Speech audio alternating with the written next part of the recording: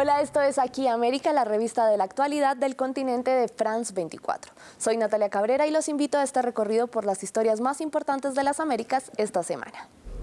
Los demócratas iniciaron un proceso de investigación con miras a la destitución del presidente de Estados Unidos, Donald Trump, por las presuntas presiones del mandatario a su homólogo ucraniano para que iniciara una investigación que perjudica la campaña del ex vicepresidente Joe Biden, quien aspira a convertirse en el candidato demócrata a las elecciones de 2020. Les contamos qué es un impeachment. ¿Cómo es ser transgénero o transexual en Venezuela? Los procesos de transición han retrocedido para algunos integrantes de la comunidad LGBTI, no solo por la dificultad que tienen para pagar los tratamientos, sino porque en muchos casos las hormonas y medicamentos que necesitan no llegan a la nación petrolera por la crisis. Hablamos con algunos de ellos en Caracas. Y con un compromiso de casi 80 países a reducir sus emisiones de carbono para 2050, terminó la cumbre contra el cambio climático auspiciada por la ONU. Les mostramos el conmovedor discurso de la activista sueca Greta Thunberg y otras conclusiones de la cita. Y vamos de inmediato a Estados Unidos para nuestra historia principal. El Partido Demócrata inició en el Congreso el proceso de juicio político contra el mandatario Donald Trump. La investigación inicia luego de que un miembro de la inteligencia presentara una queja por una conversación telefónica del republicano con el presidente de Ucrania. Trump pidió al mandatario ucraniano investigar al hijo de Joe Biden, al que acusa de corrupción en Ucrania, para perjudicar la campaña del ex vicepresidente a la Casa Blanca. Esta es la tercera vez en la historia que se inicia un proceso de impeachment. El María Angulo nos cuenta sus antecedentes y de qué se trata. El juicio político o impeachment al que será sometido el mandatario Donald Trump será el tercero en la historia de Estados Unidos. Este mecanismo, que está consagrado en la Constitución estadounidense desde 1789, establece que el presidente debe ser destituido en caso de ser acusado o condenado por soborno, traición u otro delito grave. El proceso inicia en la Cámara de Representantes, la cual debe evaluar los señalamientos contra el presidente y aprobar el comienzo del juicio político con una mayoría del 51%. Aunque este juicio debe ser iniciado por la Cámara de Representantes, tiene lugar en el Senado, donde se necesitan 2/3 de los votos para destituir al presidente. Pero esta no es la primera vez que Estados Unidos se enfrenta a un proceso como este. En 1998, el entonces presidente Bill Clinton fue acusado de perjurio y obstrucción a la justicia tras mentir sobre su relación con Mónica Lewinsky. En 1868, el mandatario Andrew Johnson fue señalado por haber destituido a su ministro de guerra.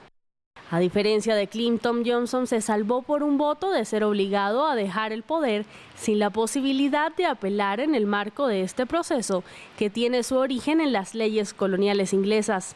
En 1974, el Congreso iniciaba los preparativos para llevar a cabo un impeachment contra el mandatario Richard Nixon, cuando él presentó su dimisión en medio del escándalo desatado por el caso del Watergate.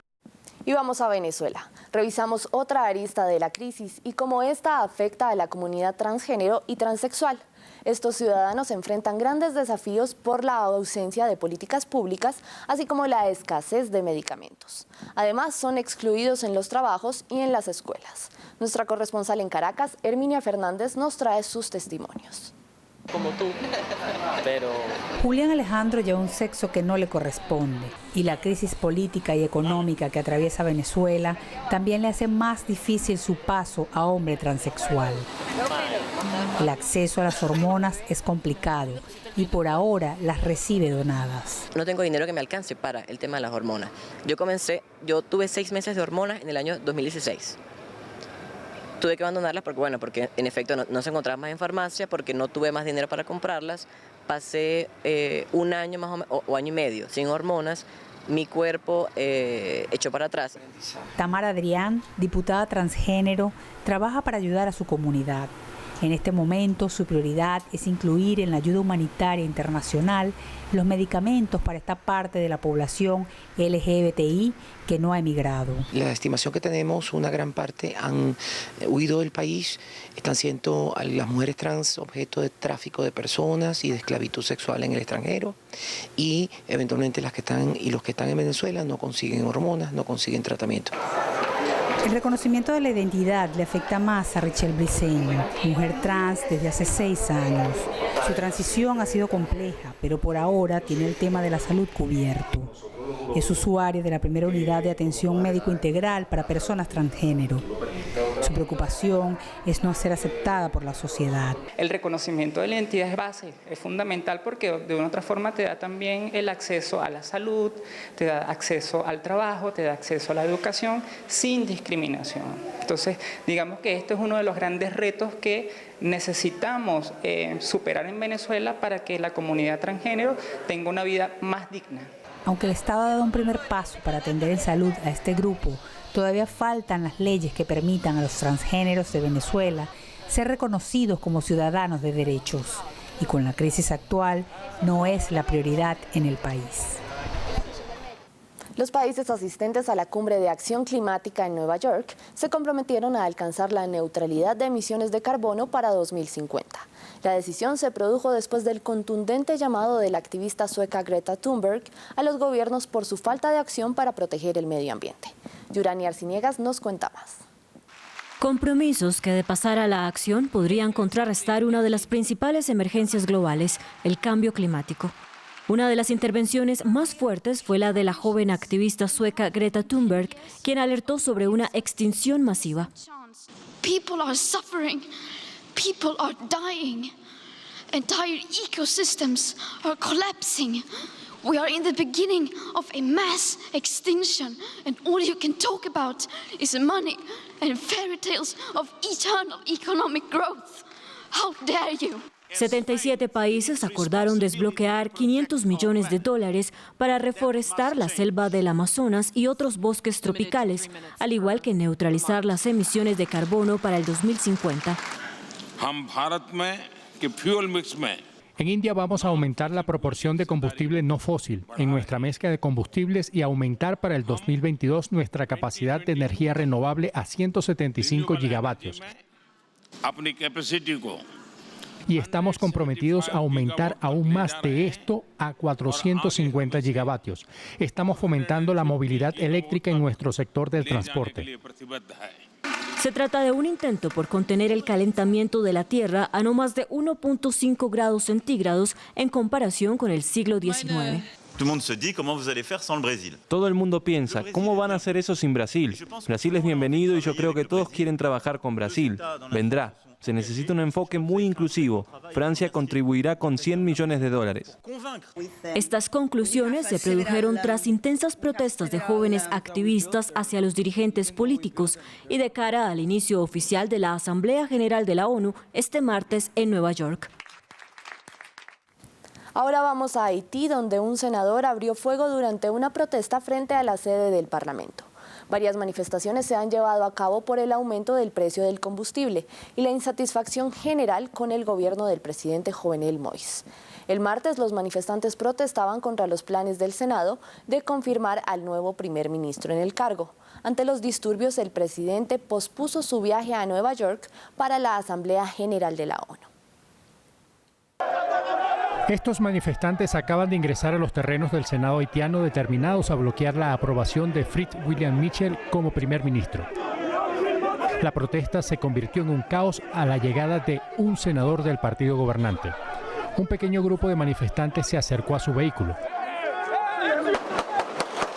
El funcionario respondió sacando una pistola y disparando varios tiros, hiriendo a un guardia de seguridad y un reportero gráfico. El senador huyó de la escena rápidamente. Luego dijo que había actuado en defensa propia. El incidente no impidió que los manifestantes volvieran a salir a las calles de la capital poco después. En las últimas semanas, Haití ha sido sacudido por una serie de tensas protestas contra la administración del presidente Jovenel Moïse. Sus críticos dicen que su gobierno es responsable del aumento del costo de la vida, la corrupción rampante y la escasez de combustible. Haití ha dependido durante mucho tiempo de Venezuela para obtener combustible, pero la crisis económica en el país sudamericano ha restringido severamente el suministro, causando que el precio se dispare. Muchos ahora cruzan a la vecina República Dominicana para comprar gasolina. Más de $108 por un tanque lleno, ¿cómo puedo pagar eso? Soy técnico y necesito la gasolina, tanto como la comida para sobrevivir. El presidente Moi se rehúsa a renunciar. Sus opositores han pedido a los manifestantes que continúen movilizándose.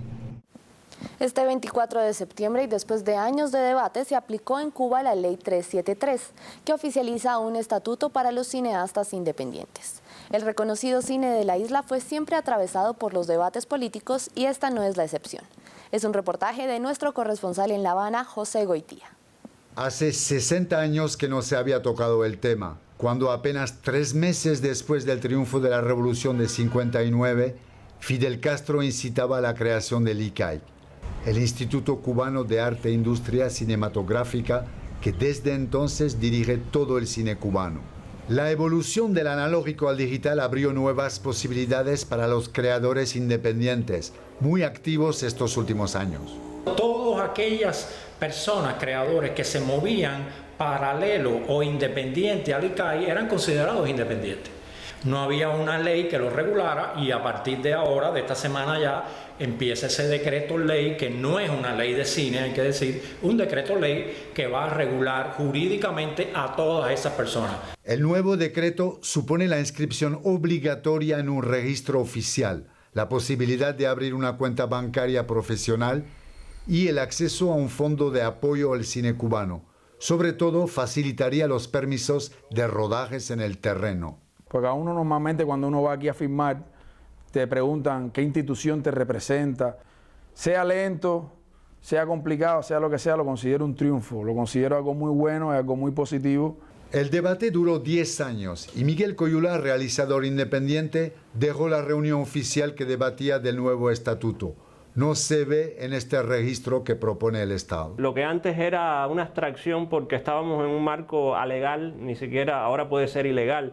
Si el gobierno determina que los contenidos de las obras que estás creando son contrarrevolucionarios, puesto que no se enmarcan dentro de los criterios de la revolución, pues entonces dejas de ser un cineasta y corres el peligro entonces de ser percibido como un contrarrevolucionario o un delincuente. En todo caso, el Estado decidirá de qué se proyecta o no en las salas de cine de Cuba, que son estatales. Y finalizamos en Cali, la ciudad de Colombia, donde se eleva la temperatura al ritmo de la salsa. Empezó el 25 de septiembre el 14º Festival Mundial de Salsa, que reúne a más de 4.000 artistas de todo el mundo, quienes compitieron por llevarse el galardón en las 3 categorías que ofrece el Festival Mundial. Gracias por acompañarme en esta emisión de Aquí América. Recuerden que pueden seguirme en redes sociales en @ncabreraf24 y en nuestra página web france24.com hay más noticias.